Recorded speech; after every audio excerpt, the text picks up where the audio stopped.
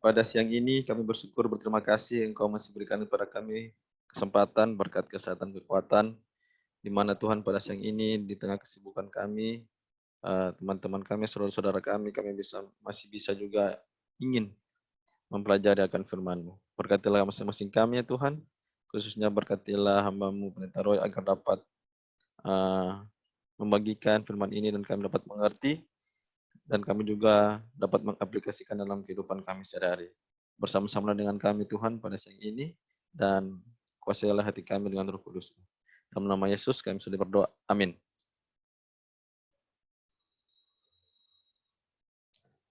Oke, baik. Saat ini kita akan mulai pembelajaran kita. Kepada Pendeta Roy, waktu dan tempat silakan.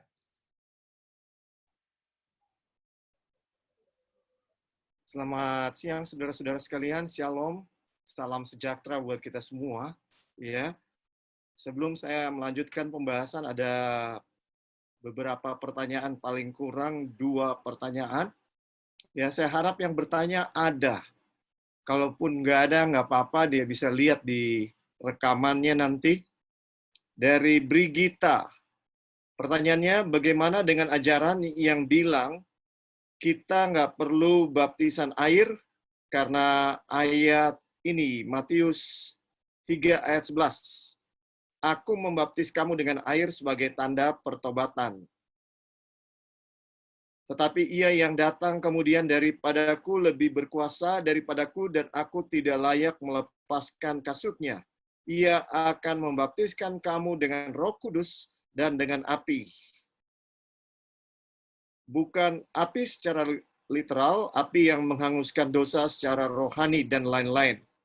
Bagaimana kita menjelaskan ini kepada orang lain? Mari kita buka ya, saudara-saudara, Matius 3 ayat 11 yang dikutip tadi, supaya kita bisa lihat konteksnya. Seringkali masalah di dalam Alkitab bisa dijawab hanya dengan melihat konteks. Kita tahu bahwa ini apa maksudnya. Di dalam Matius 3 ayat 11, saudara-saudara, disebutkan di sini, ya, berbicara, ini yang berbicara adalah Yohanes Pembaptis, ya, menyatakan bahwa orang harus dibaptis dengan air sebagai tanda pertobatan.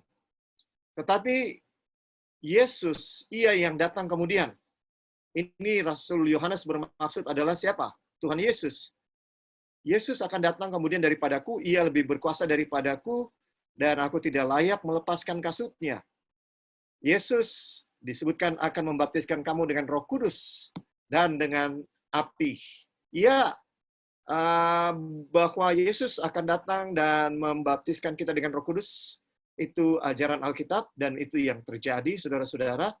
Ya, Yesus melakukan baptisan Roh Kudus kepada murid-muridnya. Ya, nah, apakah dengan kita dibaptis oleh Roh Kudus kita tidak perlu dibaptis dengan air? Mari kita bandingkan dengan Yohanes 3 ayat 15. Yohanes 3 ayat 15. Yohanes 3 ayat 5.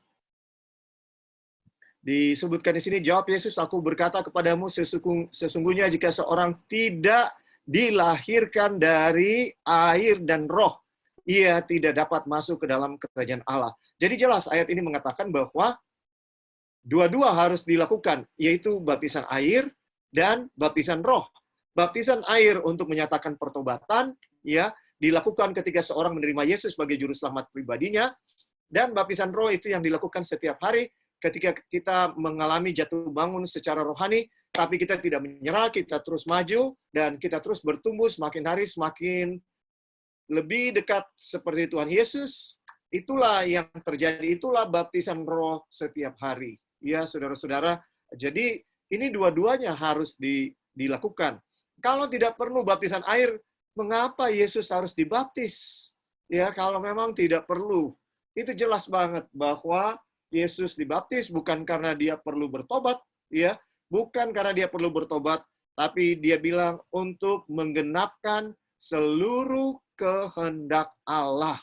Ya, kalau Yesus saja harus dibaptis, walaupun dia tidak berdosa, dia tidak harus dibaptis, apalagi kita-kita, saudara-saudara. Ya, ini untuk jawaban yang pertama. Semoga Brigita puas dengan jawabannya, singkat, karena dari Alkitab jelas ya bahwa rasul-rasul juga mengadakan baptisan air, ya banyak kali catatannya ya, mereka membaptis. Sida-sida dibaptis oleh Filipus di dalam buku Kisah pasal 8 ya. Ketika ada air, sesudah diajar, dia yakin bahwa Yesus adalah Mesias. Dia bilang, apa masalahnya kalau saya dibaptis sekarang ini?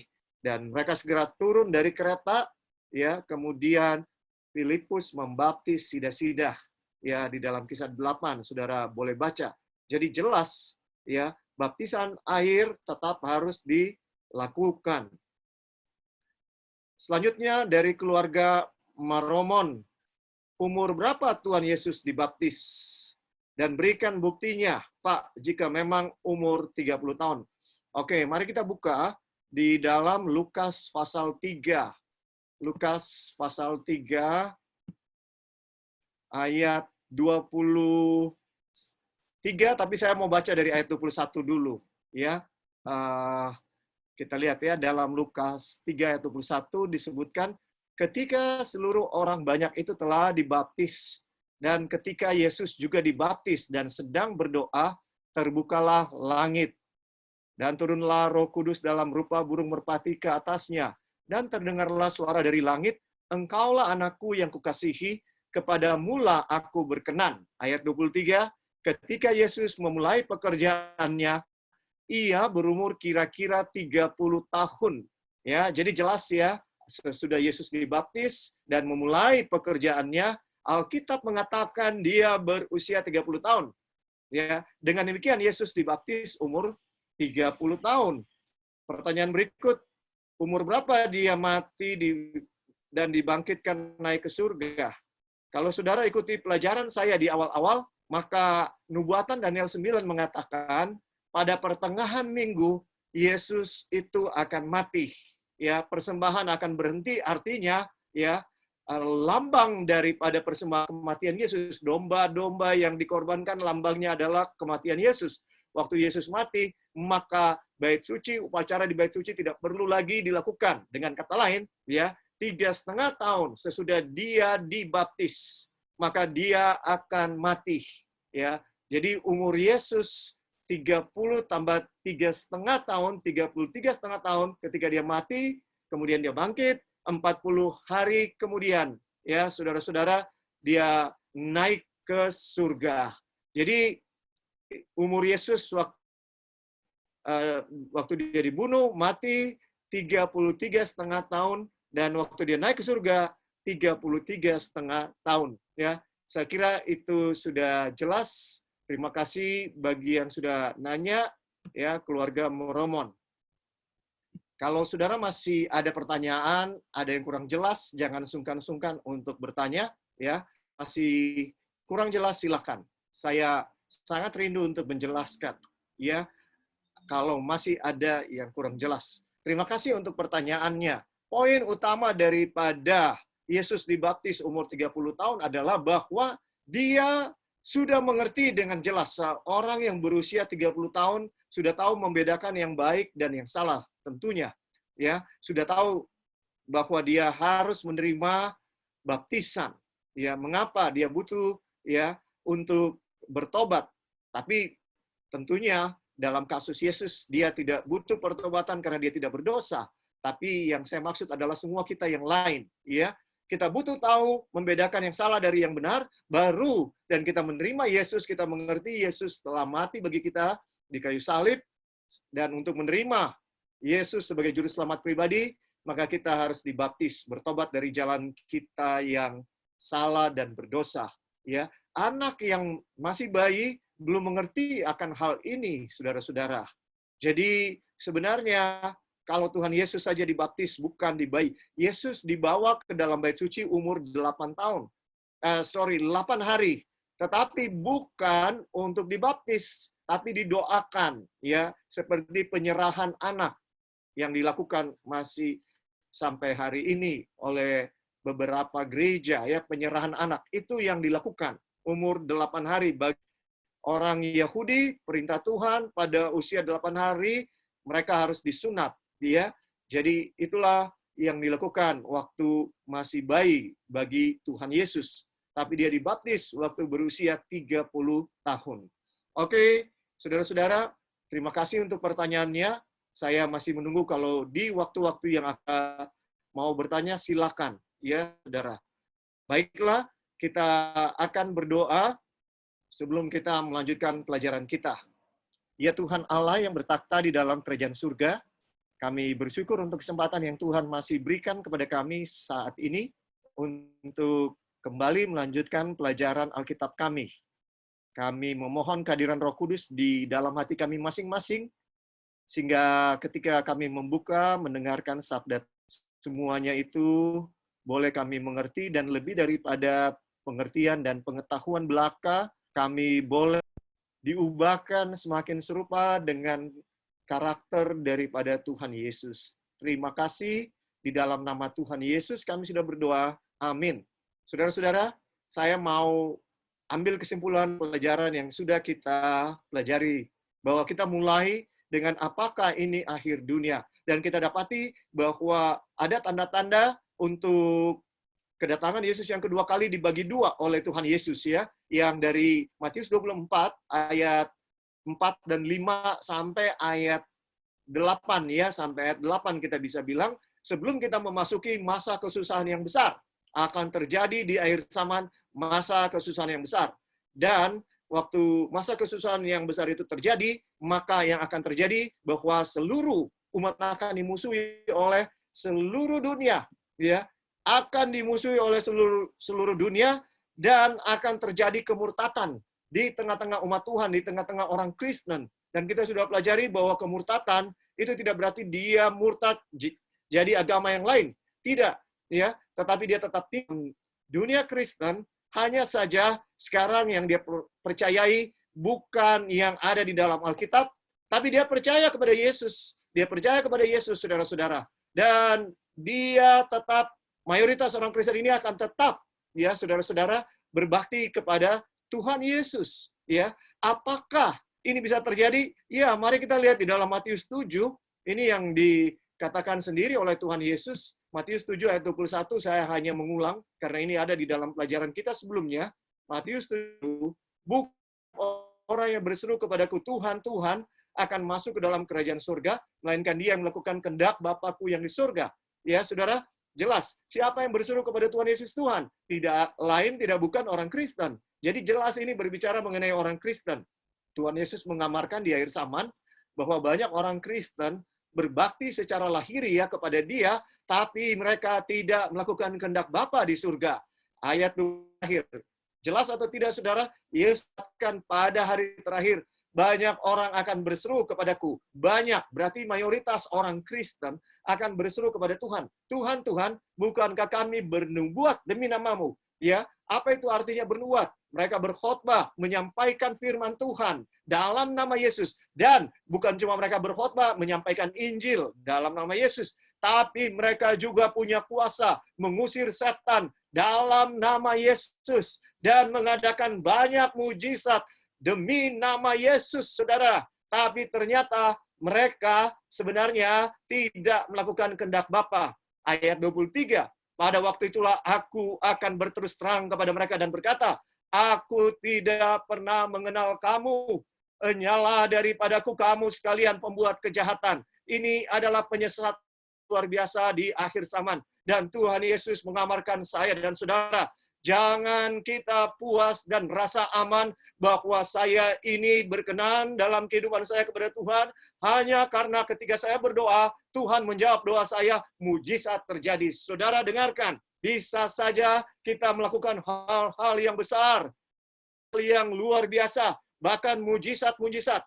Itu sebabnya begitu banyak sekarang orang-orang Kristen mengadakan KKR penyembuhan. Ya, saudara-saudara, tapi Tuhan Yesus bilang, bahwa yang lebih penting kita melakukan kehendak Allah, saudara. Itu yang terpenting. Apakah kita yakin kita melakukan kehendak Allah? Dari mana kita yakin bahwa kita melakukan kehendak Allah atau tidak? Kalau hidup kita sesuai dengan firman Tuhan, Alkitab menjadi satu-satunya dasar iman, satu-satunya ukuran yang ada di dalam iman Kristiani. Kalau saya dan saudara melakukan semua yang dikatakan oleh firman Tuhan, yang dikatakan oleh Alkitab ini, maka kita punya keyakinan bahwa kita sedang melakukan hal yang benar. Tapi walaupun saya dan saudara bisa menyembuhkan penyakit yang tidak bisa disembuhkan di rumah sakit, tapi saudara, itu tidak ada artinya kalau kita tidak berdiri di atas firman Tuhan. Alkitab bahwa akan ada kemurtatan di dalam gereja Kristen dan antikristus akan muncul dari gereja Kristen. Antikristus akan berkuasa di akhir zaman, saudara. Dan saudara, yang dikatakan oleh Alkitab, seluruh dunia akan punya satu agama. Kok bisa begitu, saudara? Ya, Alkitab yang katakan, bukan saya. Mari kita lihat di dalam Wahyu 13. Wahyu pasal 13 kita sudah sempat singgung, tapi berapa saat lupakan, kita tinggalkan. Mari kita baca Wahyu pasal 13 ayat 3, ya, saudara-saudara. Maka tampaklah kepadaku satu dari kepala-kepalanya seperti kena luka yang membahayakan hidup. Binatang ini adalah melambangkan antikristus. Tetapi luka yang membahayakan hidupnya itu sembuh. Seluruh dunia heran lalu mengikut binatang itu. Dengarkan, seluruh dunia akan heran, terkesan dengan antikristus, dan mereka akan mengikut binatang itu. Dan mereka menyembah naga itu. Ya, seluruh heran ketika luka parah daripada antikristus akan sembuh, seluruh lalu mengikut binatang itu. Dan mereka menyembah naga itu. Siapa naga itu? Apa mereka menyembah naga itu? Ya, di dalam ayat 2 disebutkan. Dan naga itu memberikan kepadanya kekuatannya dan taktanya dan kekuasaannya yang besar. Mengapa antikristus bisa begitu luar biasa di atas dunia ini? Oleh sebab dia mendapatkan kekuatan, takhta, dan kekuasaan yang besar. Naga. Siapa naga? Wahyu 12 ayat 9 mengatakan, dan naga besar itu si ular tua yang disebut iblis atau setan. Jelas bahwa naga itu adalah setan. Setan memberi kuasa yang besar kepada antikristus. Dan ketika suatu saat antikristus mengalami luka parah yang besar, ya saudara-saudara, tetapi luka parahnya sembuh. Ya, luka parahnya sembuh. Dan ketika luka parahnya sembuh, seluruh dunia heran, lalu mengikut binatang itu. Saudara, dengarkan, ini turning point, suatu titik yang sangat penting.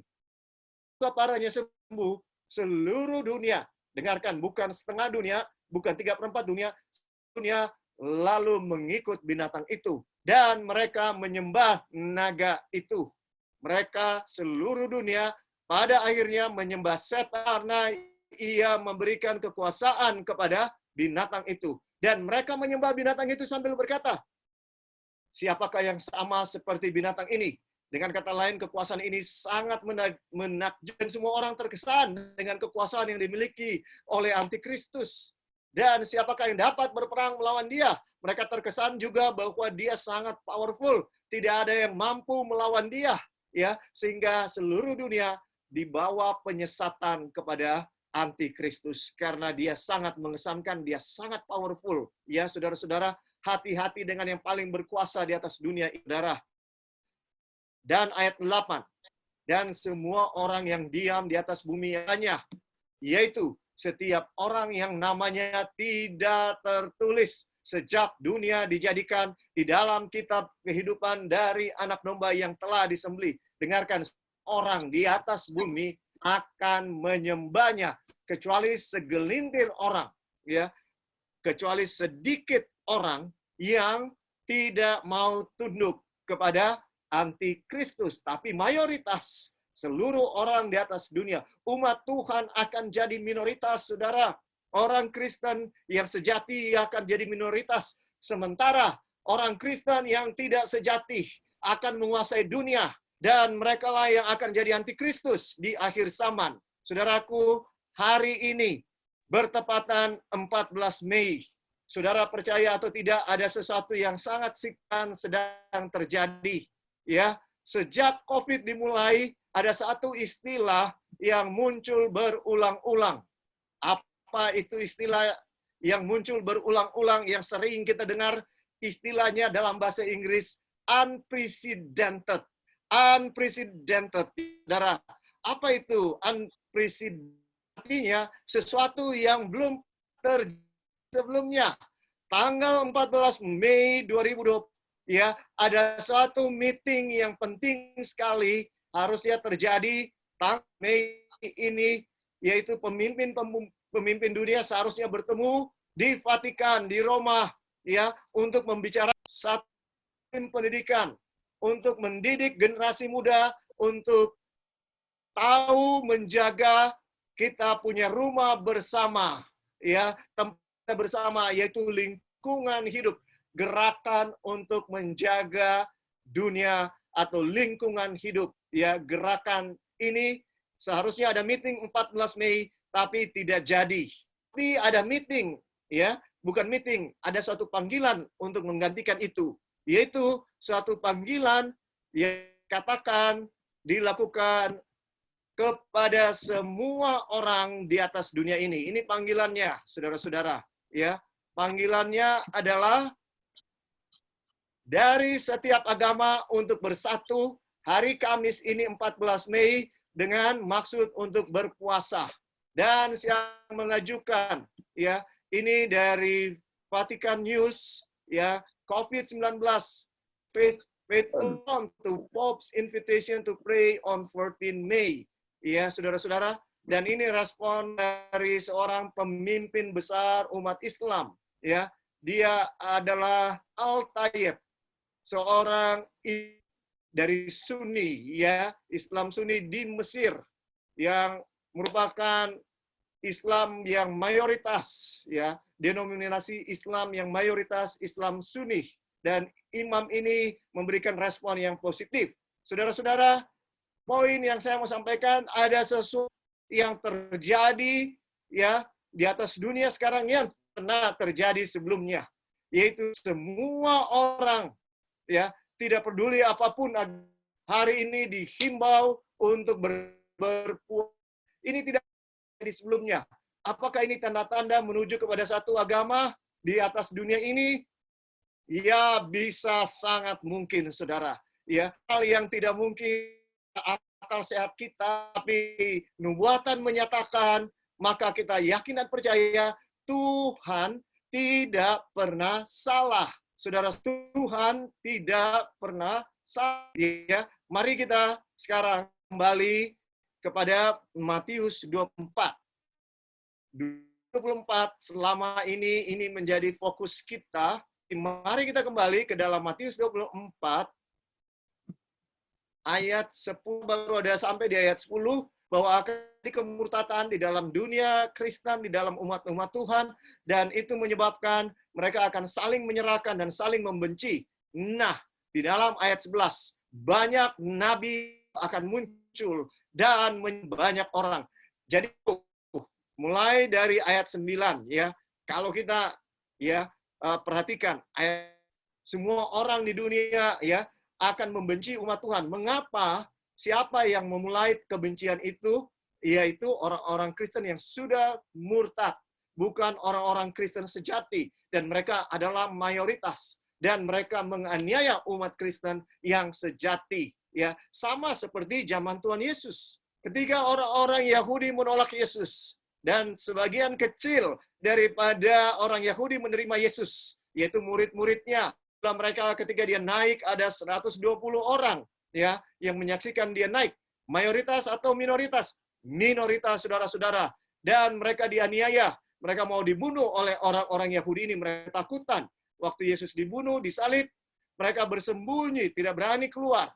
Siapa yang menjadi pengikut Yesus dicari juga dan mau ditangkap. Dan sesudah Yesus naik ke surga, murid-murid ini bersatu menyampaikan dan mereka dianiaya. Saudara, tapi Alkitab menubuatkan gereja Kristen yang kecil ini, ya, kemudian akan berkembang menjadi besar. Dan waktu dia besar, banyak juga ajaran-ajaran palsu yang masuk. Dan pada akhirnya, ya, kepalsuan ini akan mencapai puji akhir zaman dengan munculnya antikristus, manusia durhaka yang akan murtad, ya, saudara-saudara. Dia akan membuat banyak orang murtad dengan bantuan nabi palsu. Nabi palsu akan muncul, banyak nabi palsu akan muncul. Dan ketika kedurhakaan semakin terjadi, maka akibatnya kasih kebanyakan orang akan menjadi dingin. Dan dunia mengalami, khususnya buat umat-umat Tuhan, satu masa yang sangat sulit. Mereka akan diserahkan kepada mahkamah-mahkamah agama, ya, oleh orang Kristen sendiri, saudara-saudara. Dan ini pasti akan terjadi karena ini sudah terjadi waktu zaman rasul-rasul, waktu zaman Yesus. Ini akan berulang kembali. Saudara-saudara, sejarah akan berulang kembali. Salah satu prinsip menafsirkan nubuatan, ya, saudara-saudara, adalah apa yang pernah ada akan ada lagi, apa yang pernah dibuat akan dibuat lagi, tidak ada sesuatu yang baru di bawah matahari, ya. Apakah itu kata-kata saya? Tidak. Itu ada di dalam Pengkhotbah 1 ayat 9. Kalau saudara punya Alkitab, mari kita buka Pengkhotbah 1 ayat 9. Pengkhotbah ditulis oleh seorang yang sangat pintarnya, hikmatnya, bijaksananya, Salomo. Salomo mengatakan di dalam Pengkhotbah 1 ayat 9, apa yang pernah ada akan ada lagi, dan apa yang pernah dibuat akan dibuat lagi. Tak ada sesuatu yang baru di bawah matahari. Tidak ada yang baru di bawah matahari. Di dalam ayat berikutnya, di dalam Pengkhotbah 3 ayat 15, prinsip ini lebih ditegaskan lagi. Yang sekarang ada, dulu sudah ada. Jadi yang sekarang ada katanya ada. Ya, masa lalu dan present. Sekarang sudah ada, dulu katanya sudah ada. Yang akan ada masa depan, sudah lama ada. Dan Allah mencari yang sudah lalu. Ya, saya dan saudara mempelajari sejarah. Itu sebabnya isi Alkitab bisa dibilang dari perspektif sejarah yang sudah terjadi. Itu dicatat karena kalau kita belajar sejarah, maka sejarah akan berulang lagi. Jadi dengan demikian kita tahu itu juga yang akan terjadi di masa yang akan datang. Ya, Yesus disalib oleh gabungan agama dan negara. Orang Yahudi, mereka bersidang secara agama, mereka tangkap Yesus dan mereka adili, imam besar adili, dan mereka dapati Yesus bersalah menurut versi mereka. Tapi mereka tidak bisa langsung bunuh Tuhan Yesus karena mereka dijajah oleh Roma.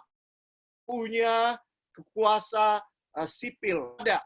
Itu sebabnya mereka bawa dia kepada Pontius Pilatus. Pilatus yang harus memberikan keputusan.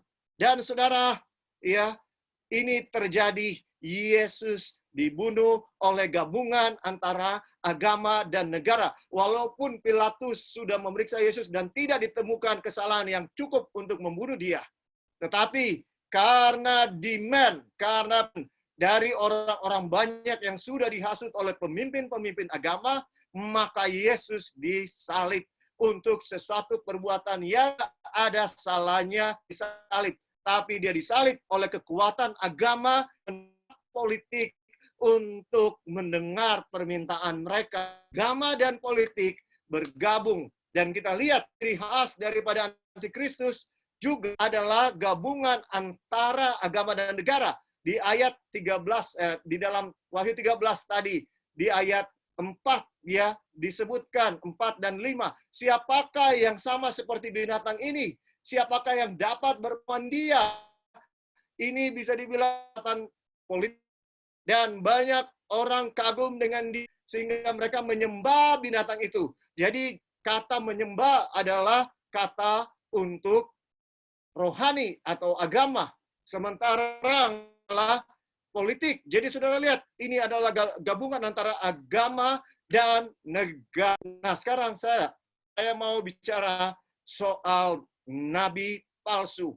Banyak nabi palsu akan muncul karena nabi palsu ini yang menyebabkan ajaran-ajaran Kristen sudah bergeser dan tidak murni lagi. Tetapi di akhir zaman, ketika kita akan memasuki masa kesusahan yang besar, Kita belum ada di situ. Kita belum di Matius 24 ayat 8, belum sampai, ya. Namun kita tahu mungkin saja itu akan segera terjadi, Saudara. Mungkin saja. Karena begitu banyak hal yang terjadi, perubahan-perubahan yang terjadi dengan cepat. Kita bisa sangka, Saudara. 1 bulan, 2 bulan, bisa saja ini jadi awal daripada masa kesusahan yang besar. Kalau kita sedang memasuki itu, Saudara, kita harus bersyukur bahwa kita sudah dekat dengan kedatangan Tuhan yang kedua kali. Tetapi ada satu pemain utama di dalam bagian kedua daripada tanda-tanda kedatangan Yesus. Jadi kalau kita bisa bilang, tanda-tanda kedatangan Yesus sebelum ayat 8 Matius 24 awal. Sedangkan sesudah Matius 24 ayat 8 mulai ayat 9 dan seterusnya adalah tanda-tanda akhir. Itu menyatakan bahwa sudah begitu dekat Tuhan Yesus mau datang, ya, saudara-saudara. Sekarang di ayat 11 dibilang banyak nabi palsu akan muncul. Jadi sejak zaman Yesus, ya, sejak zaman rasul nabi palsu yang muncul dan menyesatkan di dalam agama Kristen sudah 2000-an tahun, sudah berdarah daging, banyak tradisi yang dinyatakan di atas daripada firman Tuhan, saudara-saudara. Ya, ini harusnya menjadi dasar dari iman Kristen.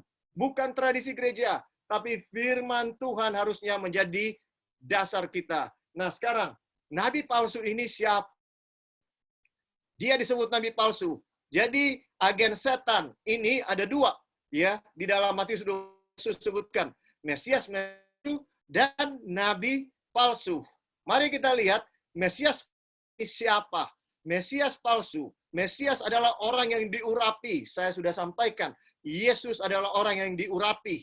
Itu arti daripada Mesias. Itu arti dalam bahasa Greka Christos, diterjemahkan ke bahasa Indonesia Kristus, bahasa Arab Al-Masih, ya, saudara-saudara, tapi dia punya arti semua sama, Mesias yang diurapi.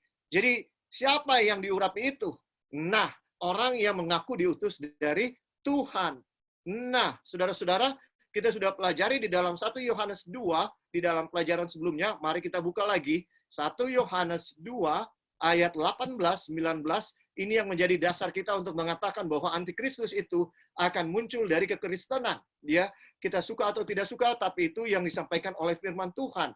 Dan walaupun ini bertentangan dengan mayoritas kepercayaan daripada orang Kristen, pada umumnya, tapi ini yang disampaikan oleh firman Tuhan. Bukan pendapat saya. 1 Yohanes 2 ayat 18 mengatakan, anak-anakku, waktu ini adalah waktu yang terakhir.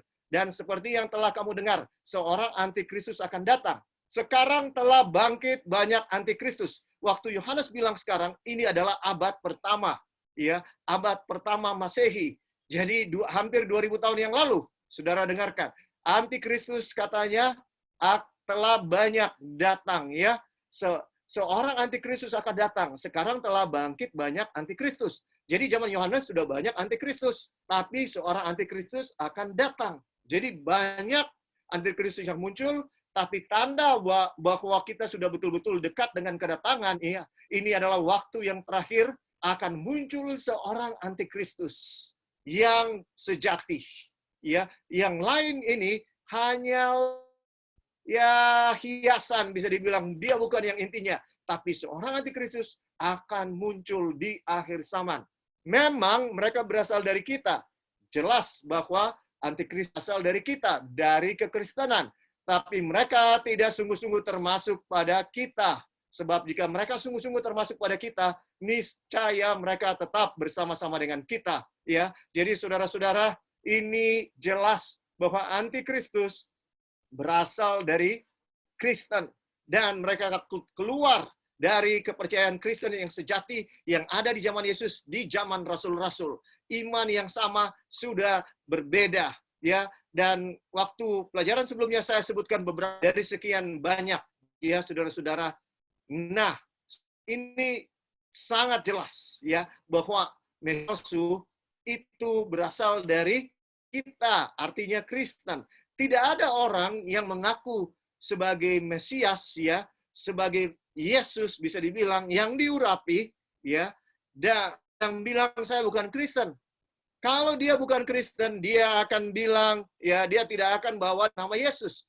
Matius 24 ayat 4 dan 5 bilang, sebab banyak orang akan datang dengan memakai namaku. Siapa yang mau datang dalam nama Yesus bukan orang Kristen? Dan mereka akan menyesatkan banyak orang. Ya, saudara-saudara, jangan sampai saudara menjadi penyesat karena kita mengajarkan apa yang ada dalam pikiran kita, bukan apa yang disampaikan oleh Alkitab. Nah, sekarang, ada Mesias palsu, banyak pada zaman Rasul Yohanes abad pertama, tapi akan muncul seorang nabi, seorang Mesias palsu. Maka hal yang sama terjadi nabi palsu, saudara. Banyak nabi palsu yang akan muncul, ya, dan mereka akan menyesatkan banyak orang di dunia, di gereja Kristen, tetapi nabi palsu yang terutama akan muncul terakhir di akhir zaman. Ini yang saya bisa sampaikan. Dari mana buktinya? Mari kita pergi ke dalam buku Wahyu. Nah, sebelum kita pergi ke buku Wahyu, ya, kita lihat skenario yang Yesus bilang di dalam Matius 24 ayat 24-25. Sebab Mesias-Mesias palsu dan nabi-nabi palsu akan muncul dan mereka akan mengadakan tanda-tanda yang dahsyat dan mujizat-mujizat sehingga sekiranya mungkin mereka menyesatkan orang-orang pilihan juga. Mana orang-orang pilihan umat Tuhan yang sejati, Kristen yang sejati itu akan berusaha disesatkan oleh Kristen yang tidak sejati, yang disebutkan sebagai Mesias palsu dan nabi palsu. Bagaimana mereka akan mengadakan tanda-tanda yang dahsyat dan mujizat. Sebagaimana yang saya katakan di dalam Matius 7 ayat 21-22, Tuhan Yesus mengamarkan kita, jangan sampai kita terbabit karena kita bisa menyembuhkan orang, karena kita bisa mengadakan mujizat, bahwa kita ini, dalam nama Yesus, kita ini berkenan di hadapan Tuhan. Ternyata tidak, belum tentu. Kalau kita tidak melakukan kehendak Allah, bagi Tuhan, aku tidak mengenal kamu. Nah, ini adalah modus operandi bagaimana Mesias palsu di akhir zaman dan nabi palsu akan menyesatkan banyak orang, ya, oleh mujizat-mujizat dan tanda-tanda yang dahsyat mereka lakukan. Mereka pikir itu adalah dari Tuhan Yesus, tapi ternyata itu bukan dari Tuhan Yesus. Kalau begitu dari mana? Dari setan. Ya, saudara-saudara, dari setan. Karena hanya ada dua kekuasaan di atas dunia ini. Dari Tuhan atau dari setan. Jadi jelas kalau ini Yesus sendiri klaim bukan dia, ya, dia bilang aku tidak mengenal kamu, berarti mujizat-mujizat yang dilakukan oleh Mesias palsu dan nabi-nabi palsu ini adalah dari setan, ya, dari naga itu. Nah, sekarang saudara-saudara, mari kita pergi ke dalam buku Wahyu untuk melihat siapa nabi palsu yang ada di akhir zaman, saudara. Mari kita lihat siapa yang disebut sebagai nabi palsu, ya, di akhir zaman di dalam buku Wahyu. Ya, mari kita pergi ke dalam yang pertama, Wahyu 20, ya, bisa dibilang Wahyu 20 ayat 19. Di dalam Wahyu 20 ayat 19 firman Tuhan mengatakan, saya sebutkan 20 ayat 19 ayat 20. Maka tertangkaplah binatang itu. Binatang itu siapa? Binatang yang pertama di dalam Wahyu 13, yaitu Antikristus. Dan bersama-sama dengan dia, nabi palsu. Nah, siapa nabi palsu yang dimaksud? Yang telah mengadakan tanda-tanda di depan matanya, dan dengan demikian ia menyesatkan mereka yang telah menerima tanda dari binatang itu, dan yang telah menyembah patungnya. Keduanya dilemparkan hidup-hidup ke dalam lautan api yang menyala-nyala oleh belerang. Jadi siapa nabi palsu yang dimaksud? Disebutkan, nabi palsu itu yang mengadakan tanda-tanda di depan matanya.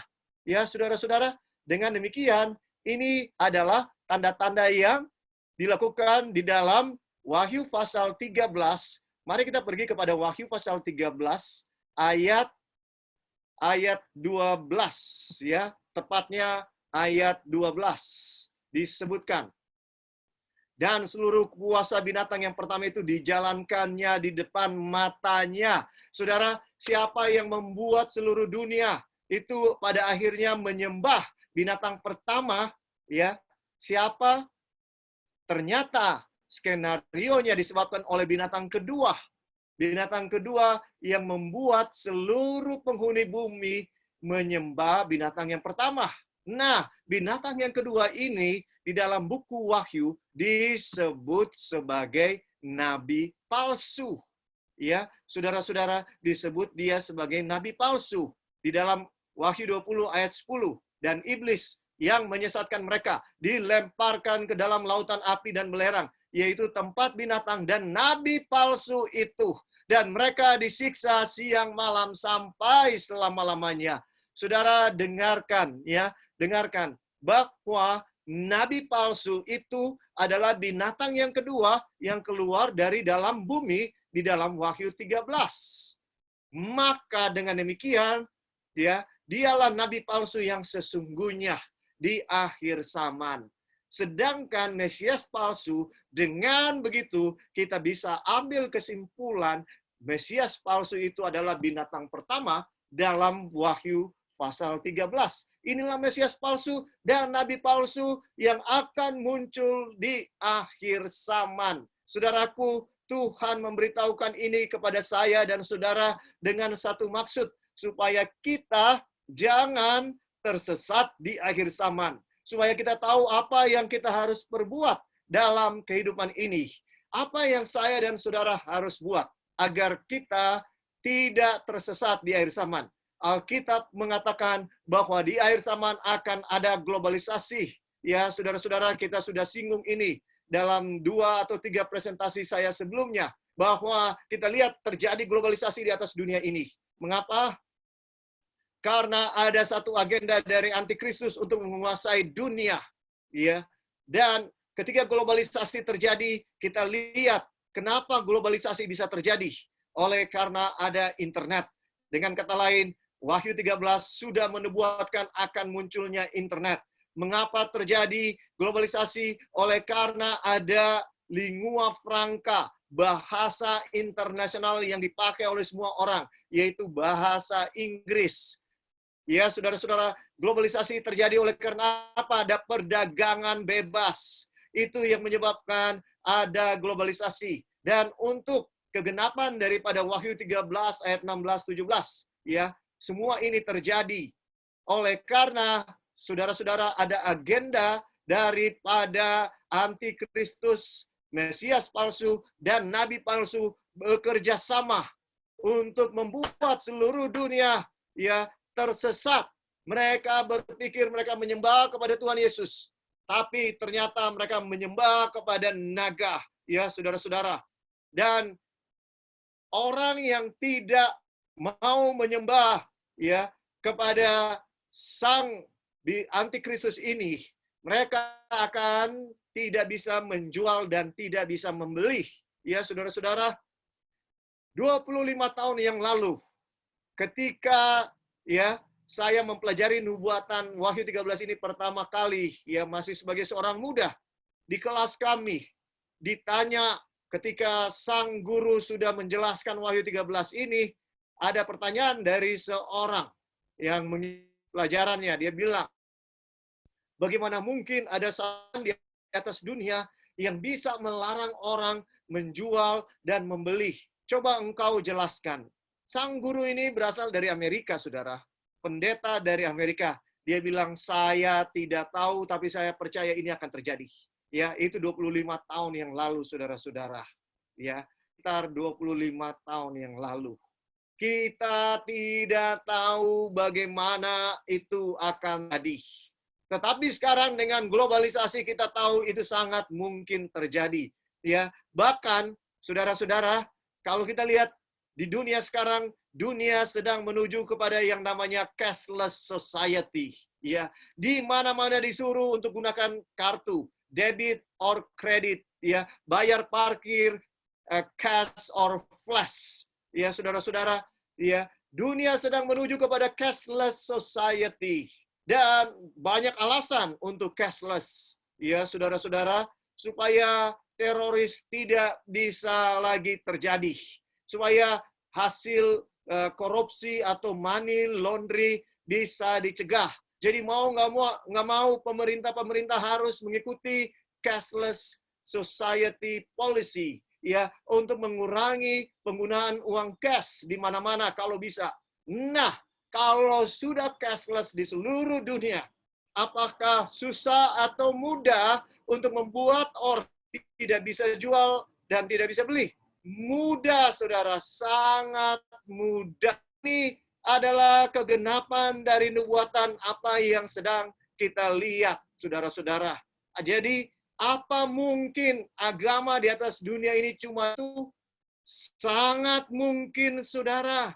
Ya, ada banyak hal yang tidak terjadi sebelumnya. Sekarang seluruh dunia sedang berdoa dan berpuasa mengikuti orang-orang Muslim, berdoa supaya COVID-19 ini bisa berlalu. Saya tentunya tidak menentang, bersama-sama memohon kepada Tuhan sesuai iman kita masing-masing. Saya tidak menentang.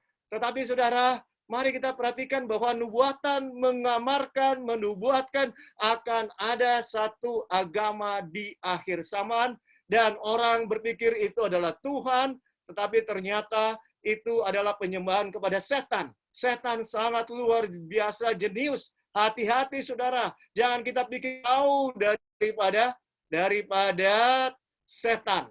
Jangan saudara. Apa untuk bahwa umat Tuhan tanpa sadar sedang berbakti kepada yang lain, yaitu bukan kepada Tuhan, kepada setan? Ya, pada zaman Elia, seluruh orang Israel, mereka menyembah Baal. Mereka tunduk kepada Baal. Mereka sujud menyembah kepada Baal. Mengapa?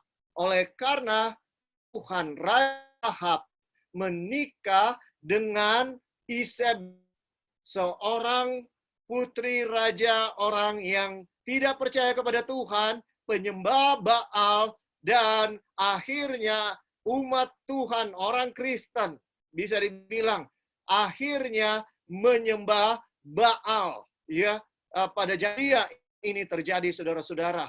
Tapi mereka berpikir mereka menyembah kepada Tuhan. Elia diutus oleh Tuhan untuk menantang Raja Ahab. 3,5 tahun tidak akan ada hujan, saudara-saudara. Dan di akhir 3,5 tahun, kelaparan yang panjang, Elia muncul dan menantang. Kalau Baal itu Tuhan, silakan persembahkan korban dan api akan turun. Tapi kalau Elohim Yahweh itu adalah Tuhan, maka saya berdoa akan datang. Mana yang mayoritas orang Kristen sejati, orang Israel sejati, atau orang Kristen palsu, atau orang Kristen yang tidak sejati? Di zaman Ahab, orang Kristen sejati adalah minoritas, yaitu Elia. Ya, sementara mayoritas adalah orang Kristen yang palsu. Mereka berpikir mereka berbakti kepada Tuhan, tapi ternyata mereka berbakti kepada Baal, dengan kata lain kepada setan. Ya, saudara-saudara, dan kita tahu ceritanya di dalam 1 Raja-Raja pasal yang ke-18. Akhirnya mereka berkumpul di Bukit Karmel. Sepanjang hari dari pagi, siang, sampai sore, ini nabi-nabi Baal berdoa kepada Tuhan, tapi tidak ada api yang turun. Tapi ketika Elia berdoa, saudara-saudara, api turun walaupun doanya belum selesai. Saudara, inilah motif yang ada di dalam Wahyu 13 ayat 13, ya, bahwa sang nabi palsu di akhir zaman sedang berusaha untuk meniru, ya, nabi Tuhan yang asli, dan ia mengadakan tanda-tanda yang dahsyat. Bahkan ia menurunkan api dari langit ke bumi di depan mata semua orang untuk membuktikan dia nabi yang asli. Kenapa? Karena dia takut dengan nabi yang asli, yaitu Elia. Kenapa? Wah, kita lihat di dalam Maliaki 4 ayat 5 dan 6. Firman Tuhan kata, setan tahu nubuatan ini di dalam Maliaki 4 ayat 5 dan 6. Di sini akhir daripada perjanjian lama. Dikatakan sesungguhnya aku akan mengutus Elia kepadamu menjelang datangnya hari Tuhan yang besar dan dahsyat itu. Maka ia akan membuat hati bapak-bapak berbalik kepada anak-anaknya dan hati anak-anak kepada bapak-bapaknya, supaya jangan aku datang memukul bumi sehingga musnah. Nah, di pelajaran saya juga yang sebelumnya, kita sudah sempat singgung soal Elia ini, saudara-saudara. Dia akan muncul, dan dia akan muncul di akhir zaman. Ya, saudara-saudara, dengarkan. Elia yang asli akan datang, dan setan tahu itu. Dan dia meniru Elia ini dengan membuat satu nabi palsu yang juga akan berusaha meniru apa yang dilakukan Elia di akhir zaman. Ya, saudara-saudara, jadi di akhir zaman akan ada Elia yang sejati. Nah, Tuhan Yesus mengaplikasikan Elia ini kepada Yohanes Pembaptis di dalam 11 ayat 13. Ya, kita boleh baca Matius ayat 13. Tentunya banyak orang akan bertanya, ini Elia secara harafiah atau ini hanya simbol? Di dalam Wahyu 13, 11 ayat, Matius 11 ayat 13, sebab semua nabi dan kitab Taurat bernubuat hingga tampilnya Yohanes, dan jika kamu mau menerimanya, ialah Elia yang akan datang itu. Saudara, Elia akan datang untuk mempersiapkan jalan bagi siapa? Bagi Yesus, saudara.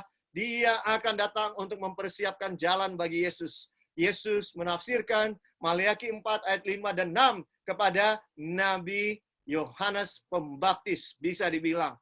Dia yang membuka jalan Yesus. Ya.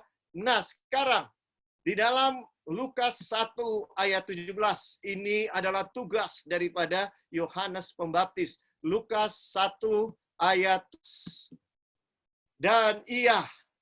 dan ia akan berjalan mendahului Tuhan dan roh dan Elia untuk membuat hati bapak-bapak berbalik kepada anak-anaknya dan hati orang durhaka kepada pikiran orang-orang benar. Dan dengan demikian menyiapkan bagi Tuhan suatu umat yang layak baginya. Saudara, oleh karena Yohanes Pembaptis memberikan firman, menyampaikan nubuatan, ya, yang ditugaskan bagi dia, yaitu untuk mempersiapkan jalan dan memperkenalkan Mesias, yaitu Yesus, dan juga untuk membuat hati bapak-bapak berbalik kepada anak-anak dan hati anak-anak berbalik kepada bapak. Apa maksudnya? Yaitu supaya umat Tuhan bertobat, dan ketika umat Tuhan bertobat, hati Tuhan berbalik kepada mereka. Saudara-saudara, ini adalah tugas daripada Elia. Waktu Yesus datang, Yohanes Pembaptis adalah kegenapan daripada nubuatan ini. Dan dialah yang membuat ada satu umat yang layak. Umat itu cuma 120 orang waktu Yesus naik ke surga. Tapi bagi Tuhan, minoritas tidak selalu jadi masalah bagi dia. Bagi dia yang penting orang sungguh-sungguh percaya kepada dia, jauh lebih penting daripada umat Tuhan yang nominal. Ya, umat Kristen yang sejati bagi Tuhan jauh lebih penting, dan Tuhan tidak pusing dengan jumlah saudara. Tentu dia mau semua orang selamat, tapi Tuhan tidak akan menurunkan standar hanya supaya banyak orang selamat. Mengapa? Karena setan akan tuntut Tuhan, dia tidak layak untuk ada di surga. Dia tidak layak untuk di sini. Jadi Tuhan tidak bisa lakukan itu, saudara. Kalau hanya 8 orang yang percaya kepada dia yang masuk, bagi Tuhan itu sudah cukup. Tuhan sangat menghargai ketulusan. Janda yang memberikan 2 peser yang tidak ada artinya, bagi Tuhan itulah pemberian yang terbesar. Saudara dengarkan, di akhir zaman, maka akan muncul Elia. Jadi siapa Elia ini? Bukan secara fisik Nabi Elia, ya, tetapi Elia ini adalah suatu pergerakan dari orang Kristen yang sejati, yang sungguh-sungguh mau hidup seturut dengan kehendak Tuhan, yang tidak tunduk kepada Baal, yang mau betul-betul berserah kepada Tuhan. Mereka akan jadi minoritas, mereka akan dibenci oleh seluruh bangsa Israel yang sudah tersesat dan menyembah Baal. Mereka akan menderita, tapi saudaraku, ya, mereka adalah Kristen yang sejati. Mereka yang hidup benar-benar sesuai dengan kehendak Tuhan, seluruh kehendak Tuhan. Mereka lah yang dipanggil oleh Tuhan di akhir untuk mempersiapkan dunia bagi kedatangan Yesus yang kedua kali. Saudara dan saya dipanggil untuk menjadi pelayan Tuhan. Buku Wahyu, ya, ini gerakan ini digambarkan dengan biasanya Ya, saudara-saudara, di dalam buku Wahyu, dan saudara mesti tahu, pergerakan umat-umat Tuhan yang minoritas ini, di dalam buku Wahyu digambarkan, ya, di dalam Wahyu 14, sesudah Wahyu 13, saudara, ada pengharapan bagi saya dan saudara. Luar biasa, Alkitab menggambarkan kuasa penyesatan dari Mesias palsu dan Nabi palsu. Binatang yang pertama dalam Wahyu 13 dan kedua dalam Wahyu 13. Begitu luar biasa. Disebutkan seluruh nyembah kepada dia. Ya, saudara, tetapi kita punya pengharapan. Jangan kehilangan pengharapan. Jangan ketakutan. Begitu banyak orang yang nggak mau belajar kata, bukan takutkan saudara sesuatu yang sangat di akhir zaman. Pergerakan daripada ini, kuasa dan roh ini, saudara yang berani menantang Baal, ini digambarkan dalam Wahyu 14 ayat 6. Dan aku melihat malaikat lain terbang di langit, dan pada injil yang kekal diberitakannya yang di atas bumi dan ke semua bangsa dan rasa dan kaum. Dan ia berseru dengan suara nyaring, takutlah Allah, dan karena telah tiba saat hakim, dan sembahlah dia yang menjadikan langit dan bumi dan laut dan semua mata air. Seorang malaikat lain, malaikat kedua, menyusul dia dan berkata, sudah rubuh Babel, kota besar itu yang telah memabukkan segala bangsa dengan anggur hawa nafsu cabulnya. Dan seorang malaikat lain, malaikat ketiga, menyusul dan berkata dengan suara nyaring, jikalau seorang menyembah binatang dan patungnya itu dan menerima tanda pada dahinya atau pada tangannya, maka ia akan minum dari anggur murka Allah yang disediakan campuran dalam cawan murkanya, dan ia akan disiksa dengan api di malaikat kudus dan di depan mata anak domba. Ayat 11, maka asap api yang menyiksa mereka itu naik ke atas sampai selama-lamanya, dan mereka tidak disiksa, yaitu mereka yang menyembah binatang serta patungnya itu, siapa yang telah menerima tanda namanya. Saudara, ini adalah dia yang akan menyampaikan pekabaran dengan gagah berani,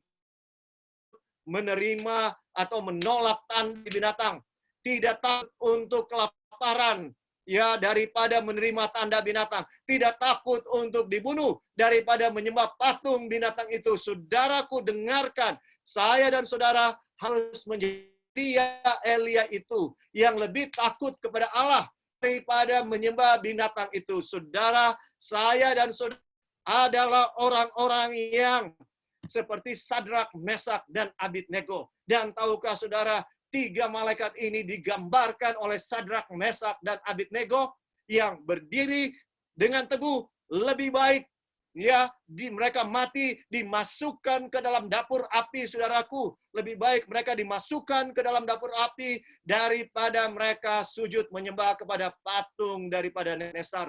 Cerita ini tertulis dalam Daniel pasal 3. Saudara, dengarkan. Ini adalah pekabaran Elia di akhir zaman. Apa pekabarannya? Kita harus lebih takut kepada Allah daripada kelaparan. Ya, lebih baik kita tetap takut akan Allah dan kelaparan daripada kita kompromi dan menerima tanda binatang itu. Saudara, apa yang dilakukan oleh Sadrak, Mesak, Abednego? Mereka katakan kepada Tuan Nebukadnezar, Tuanku Raja, ya, terima kasih untuk kesempatan yang Engkau berikan sekali lagi kepada kami. Tapi ketahuilah ya Tuanku Raja, Allah harus katakan, terjemahan bahasa Indonesia kurang pas di dalam Daniel pasal 3. Mari kita pergi kepada Daniel pasal 3. Mari kita lihat, ya, ini suatu jawaban iman yang sungguh luar biasa dari Sadrak dan Mesak dan Abednego. Ya, di dalam Daniel 3 ayat 16. Lalu Sadrak, Mesak, dan Abednego menjawab Raja Nebukadnezar, tidak adanya kami memberi jawab kepada Tuanku dalam hal ini. Ya, saudara, Raja sayang kepada mereka, memberikan kedua kepada mereka, karena di kesempatan yang pertama mereka tidak sujud menyembah, mereka berdiri dengan gagah berani, dan diberitahukan kepada Raja Nebukadnezar ada 3 orang yang tidak menyembah, ya saudaraku. Dan ketika diketahui itu Sadrak, Mesak, Abednego, raja sangat marah, disuruh memanaskan dapur api itu 7 kali lipat dari sebelumnya. Saudara bayangkan, karena dia sangat marah dan dia memberikan mereka kesempatan. Tapi Sadrak, Mesak, Abednego menjawab, ada gunanya kami memberi jawab kepada dalam hal ini. Ya. Nah, ayat 17 katakan, jika Allah kami. Sebenarnya dalam bahasa aslinya bukan kata jika Allah kami. Allah kami yang puja sanggup melepaskan kami, maka akan melepaskan kami dari perapian yang menyala itu. Dan tetapi seandainya tidak, hendaklah Tuanku mengetahui, ya Raja, bahwa kami tidak akan memuja dewa Tuanku dan tidak akan menyembah patung emas yang Tuanku dan itu. Saudara, inilah iman yang luar biasa. Iman daripada iman Yesus yang tidak akan berkompromi dengan kebenaran, yang lebih rela mati daripada dia kompromi dengan kebenaran. Sadrak, Mesak, Abednego rela mati daripada mereka mengkompromikan yang mereka sudah tidak boleh menyembah patung. Ya, saudara-saudara, tidak akan tunduk menyembah patung dengan resiko kematian sekalipun. Saudaraku, inilah iman yang akan dimiliki oleh Elia di akhir yang tunduk kepada Baal. Ya, di akhir zaman antikristus akan mendirikan penyembahan kepada Baal, ya, kepada patung, ya. Tetapi akan ada Elia yang tidak tunduk. Mereka akan melawan dengan iman. Dan Tuhan akan membuktikan bahwa inilah umatku yang setia. Pertanyaannya, saudara, apakah saudara punya patung di dalam hidup ini? Apakah saudara punya patung? Saudara mungkin bilang, pendeta, saya nggak punya patung. Saya tidak menyembah patung. Ya, oke. Patung fisik mungkin saya dan saudara tidak punya. Tapi pertanyaan saya, apakah saya dan punya patung rohani? Apa itu patung rohani? Yaitu patung, saudaraku, adalah hukum yang kedua. Hukum yang kedua adalah penjelasan dari hukum yang pertama. Apa maksud pendeta? Hukum pertama katakan, jangan ada padamu Allah lain di hadapanku. Dan Allah lain itu bisa ada dalam pikiran, saudara-saudara. Kemudian, dari dalam pikiran diwujudkan di dalam bentuk. Nah, saudara, itulah patung. Patung adalah simbol penyembahan dari pikiran kita. Apa yang kita sembah dalam pikiran kita, kita wujudkan dalam patung. Jadi patung adalah segala sesuatu yang kita kasihi lebih daripada Tuhan, itulah patung dan kita bisa wujudkan dalam bentuk apapun. Dan kita sembah. Diri saya dan saudara bisa adalah patung yang kita tidak sadari. Diri saya, pikiran saya, bagi kebanyakan orang, pikiran mereka adalah patung mereka. Mereka sangat menyembah kepintaran mereka. Bagi banyak orang, kekayaan adalah patung mereka.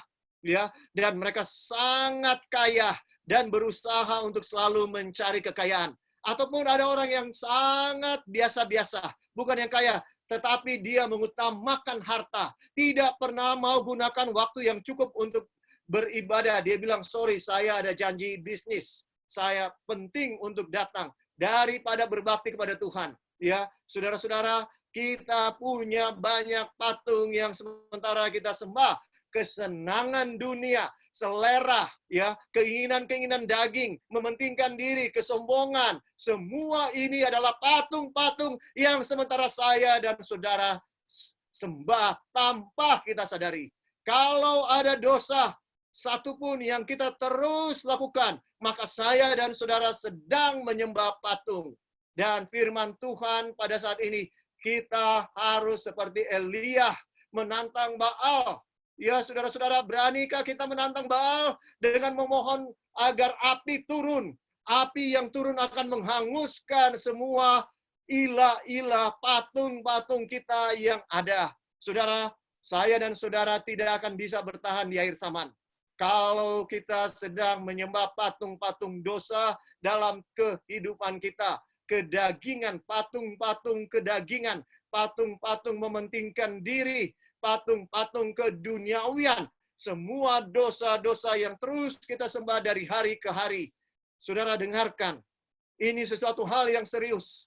Kita harus ambil keputusan bahwa kalaupun kita harus masuk ke dalam dapur api, tidak masalah.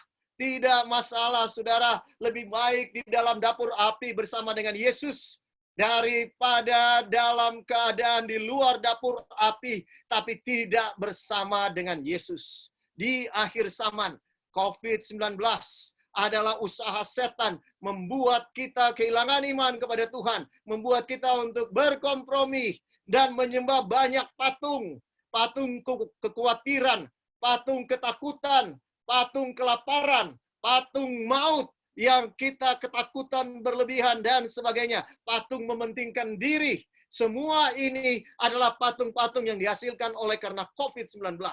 Tapi saudara, saya dan saudara adalah Elia yang sejati. Orang Israel sejati, orang Kristen sejati. Kita tidak akan berkompromi sedikit pun untuk kehilangan karakter Yesus. Tidak, tidak. Jangan saudara. Tuhan akan menolong saya dan saudara. Maka kita akan dilindungi. Ya saudaraku, kita akan dilindungi dari dapur api. Saudara dengarkan, dapur api itu adalah sesuatu yang kita butuhkan. Ya, di dalam 1 Petrus 1 ayat 7 ini ayat saya yang terakhir, mudah-mudahan pada siang hari ini. 1 Petrus 1 ayat 7. Ya saudaraku, ini ayat sungguh luar biasa. Maksud semuanya itu ialah untuk membuktikan kemurnian imanmu yang jauh lebih tinggi nilainya daripada emas yang fana, yang diuji kemurniannya dengan api, sehingga kamu memperoleh puji-pujian dan kemuliaan dan kehormatan pada hari Yesus Kristus menyatakan dirinya. Saudara dengarkan, ya, maksud semua ini. Ya, segala pencobaan, segala kesusahan yang kita alami saat ini oleh karena COVID, maksud dari semuanya ini Tuhan izinkan terjadi. Sekali lagi, bukan Tuhan yang membuat ini semua, tapi Tuhan izinkan ini terjadi dengan maksud yang baik. Apa maksud yang baiknya? Supaya kita semakin serupa dengan Tuhan Yesus. Ya, saudara-saudara, satu ayat yang terakhir, ini benar-benar yang terakhir.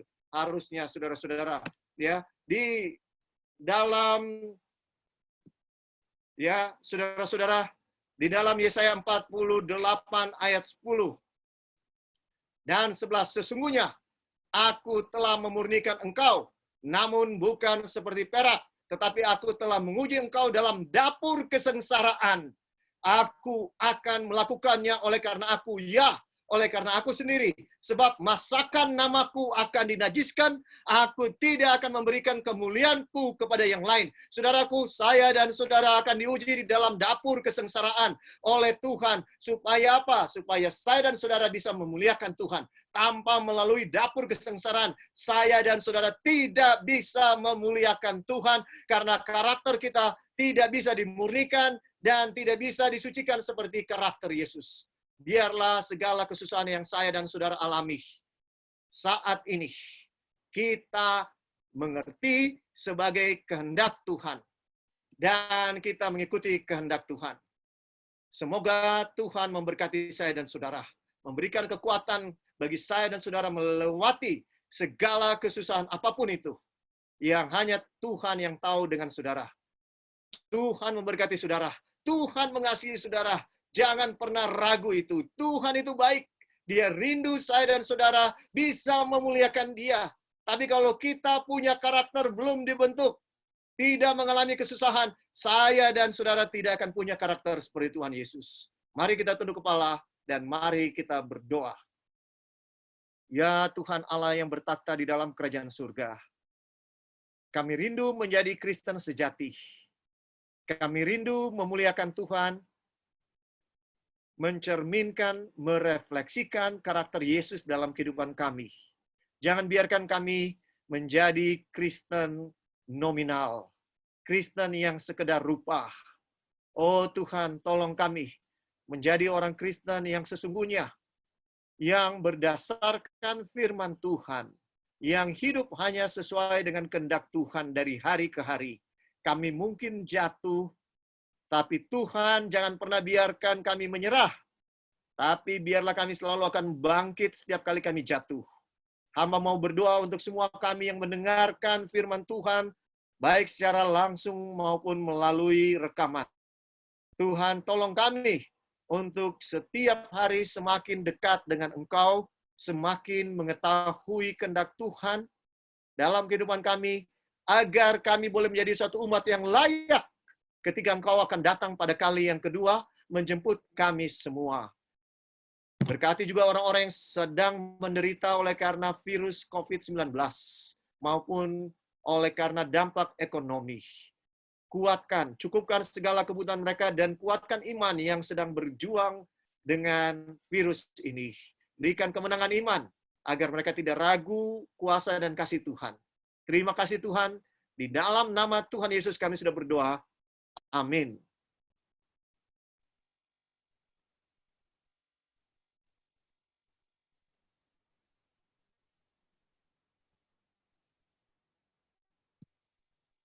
Baik, terima kasih banyak pendeta. Siang ini telah membagikan firman Tuhan. Terima kasih juga kepada saudara-saudara, teman-teman sekalian yang sudah ikut berpartisipasi untuk mendengarkan pembelajaran kita siang ini. Sekali lagi untuk pengumuman, teman-teman atau saudara-saudara mungkin bisa lihat di screen. Jika Anda ingin didoakan maupun konsultasi Alkitab lebih lanjut, silakan scan barcode atau melalui chat ke nomor WhatsApp ya.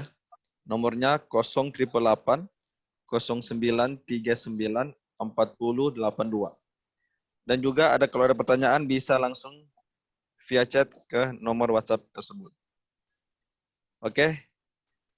Terima kasih semuanya. Kita akan berjumpa lagi di waktu yang akan datang untuk pelajaran yang berikutnya juga. Terima kasih banyak pendeta. Sudah meluangkan waktu, pelajaran yang sangat bagus bagi kita, yaitu tentang apakah ini akhir dunia. Oke, demikianlah pertemuan kita melalui Zoom pada saat ini. Terima kasih banyak dan Tuhan Yesus memberkati.